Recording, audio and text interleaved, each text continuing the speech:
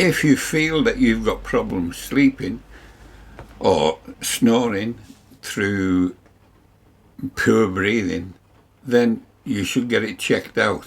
If you've ever felt tired behind the wheel, and I mean on a regular basis, I don't mean first thing in the morning or last thing at night, but during the day.